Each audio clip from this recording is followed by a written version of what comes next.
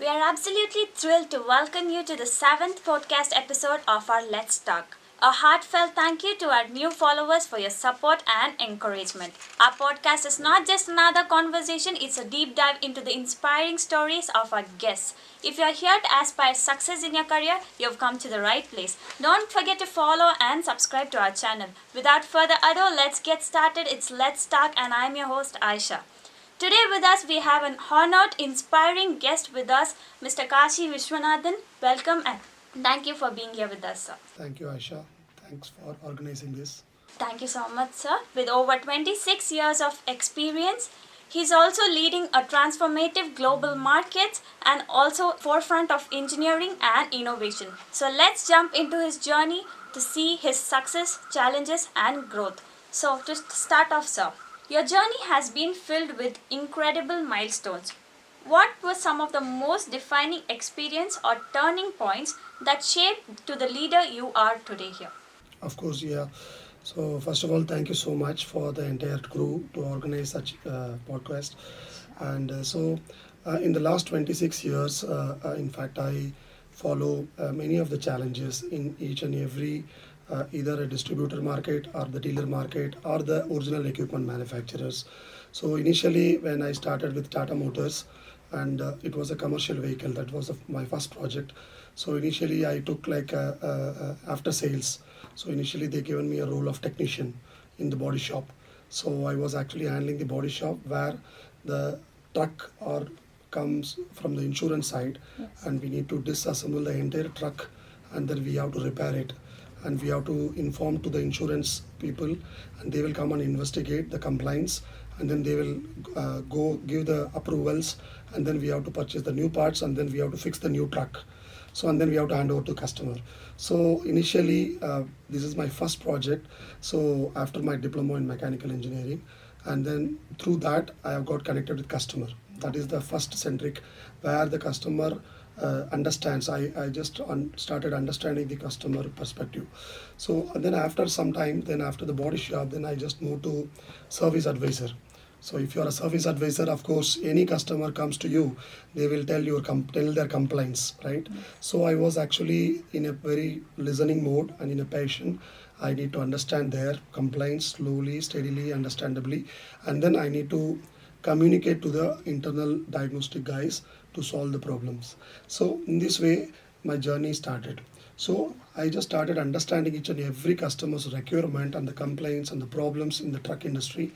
That will kind of a regeneration where I can go for a trainings in Tata Motors, Jamshedpur, Pune, and then I started learning. And that journey automatically points or connects the next trucking company called Volvo. See, Volvo was the first company where they came in the year 2000. They came to India, and then they started establishing the trucking and bus industry. So I just started connected with Volvo. Then I got a service marketing because the same role which I was handling in the dealership, and it is in the distributor. So I just took the distributor role, and then I was handling. So it was again a challenge. Of course, they have to connect the customers every day. So different customers, I have to connect with everyone and get the orders of Volvo. Yes. So then I have to give it to them. For example, if they're ordering maybe 100 Volvo trucks, so I need to understand their requirements. Accordingly, I need to pitch to the Volvo and get the trucks and then hand over to them. So this is the way I enter into the sales and marketing or after sales kind of. And then after that Volvo, and then I just move on a little bit to Hyundai, because I was actually passionate on automobile, because I learned many things in trucks and bus and everything, but I want to understand the cars, but I never worked in cars industry. So then I thought relocate to Hyundai Motor India. So there some of my colleagues or friends who studied with me, so they supported me actually for organizing the interview process and everything, and then I attended the interview, and then I got selected in Hyundai. So the beauty is in Hyundai, we have got well connected with north, south, east and west region. Everybody comes, of course every trainers, same like me, they comes to Hyundai plant yearly once, and we will have a train the trainer conferences. So we used to understand each and every trainers, so what they are doing, what is the challenges. So they want some components, they want some parts, or they want some questions that is unanswerable. So we have to discuss and brainstorming each other and like a workshop, and then we give the solutions. So we organize such kind of conferences, and we organized world scale Olympics where we select some top technicians from India, and then we will participate in Korea. So we got medals. Initially, we don't get any medals in the initial stage till 2004. As soon as I onboarded to 2005, we went for 3 World Skill Olympics. We got 3 medals in each area, in each category also. So then automatically my, networking has got further huge, and many of my Hyundai colleagues actually moved to BMW side.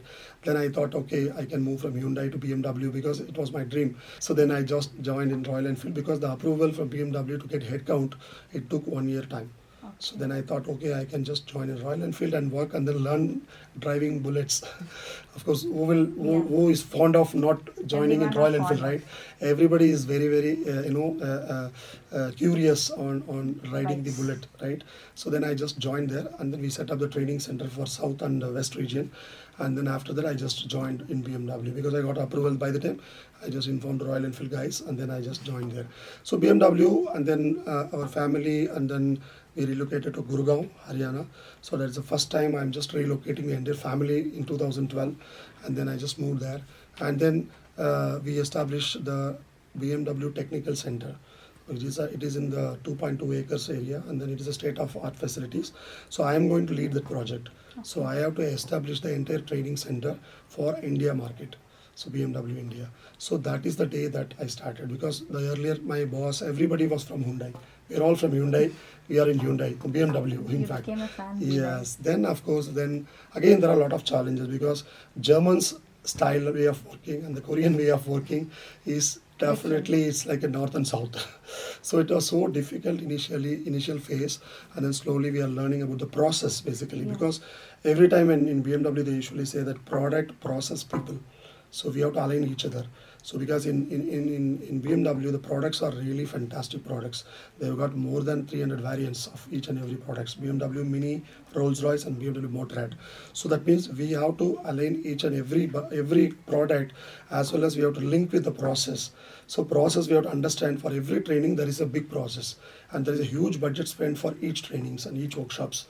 So we have to organize in a very highly professional way, and then the dealer will come to the technical center, and then we have to train them. And after that I moved into people part. So in the people part, I've got well connected with BMW US and BMW Germany, BMW Asia Pacific. So globally we got connected. So because when we go for a train the trainer conferences, people usually talks each other, connect each other, sharing their cards and what are their challenges in their areas. So they usually talk each other. So in this way I just learned, everybody. So until 2017 I was focusing only on technical training. Then I thought actually the EV is a big revolution which is coming globally. Then BMW also started the electrification of their product portfolio. Okay. Then I am the one who was selected actually to establish the complete electrification, to understand, to learn all the information on the product side as well as the process side and people side. So in this way I just enter into the high voltage part. So 2017 onwards I got slowly the training phases one by one. I got high voltage certification. Then we start training the India market. And then he pulled me again to join Tesla. Initially they hired me for supporting India project, but unfortunately they given me assignment to test the cars. Like the cars are new to India, so I'm the only guy who is technically good in EV. So I have to test all the cars in India market. So that is a big task actually they assigned to me. And then I relocated to Pune in RI, Automotive Research Association of India. So we have to do the testing part, durability testing, all this coordination we have to make it. So in this way I just done. Then after that we relocated to Middle East market, and then for delivering the cars. So I just then relocated to the Middle East market because the India project is still going on in a phase by manner. So then I just relocated to Middle East. So then after that in the Middle East we used to deliver the cars to customers. So again I got the same first one where I interact with the customer. The same job I got it actually here. So where I can able to chance to have interaction with the customers, understanding the problems, deliver the cars, assigning their profiles like that actually in the cars. So it was a fantastic times basically. But after that then we have been assigned to senior project leader in Amsterdam, and we have carried out few projects. Then after that I came to India back to lead the India projects. So this is the complete journey of 26 years, I can say, in a short. That's really a dynamic journey of yours. Yes, of course, yes. At SNS, we also follow the 3P process. Yes. like Yeah, people people process. Yes, absolutely. The vision is incredibly bold and ambitious, and it's reshaping the way we think about mobility. So, how does your role shape the bigger picture and contribute to driving the innovation? Yeah. So in the case of innovations, I can say three types of innovations I have observed actually. One is they follow minimalism. So that means the parts, the components, everything is a lean-based approach. Of course, the components compared to any other car manufacturer in the world and compared to Tesla, the number of components or the number of switches or buttons, so which is completely removed. And everything is software based, artificial intelligence based, everything is innovative. So that is one part which I observed in the product side actually. And the process side is really fantastic actually, because every company they follow process, right? So here also we have to follow the process. The process is so simple where there will be a customer centric approach. For example, if a customer want to buy a car, he can able to book the car. He can customize their platforms. What car he want, he can choose it, and he can pay money, and then the car will be delivered to their home. So in this way, the process is so simple. Even the customer is will have the complete transparency.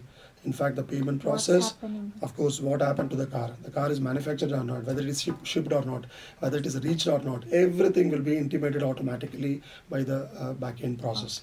And people side, so the people is also very unique. In fact, they are having highly technology oriented and highly very lean based approach oriented persons across the world, I'm saying.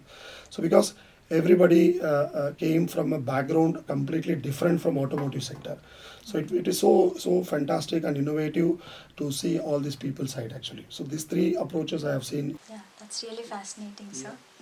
Working across EMEA and APAC markets must have been presented unique challenges. So, can you share an experience where cultural differences influenced how approached leadership or strategies? Yeah, fantastic.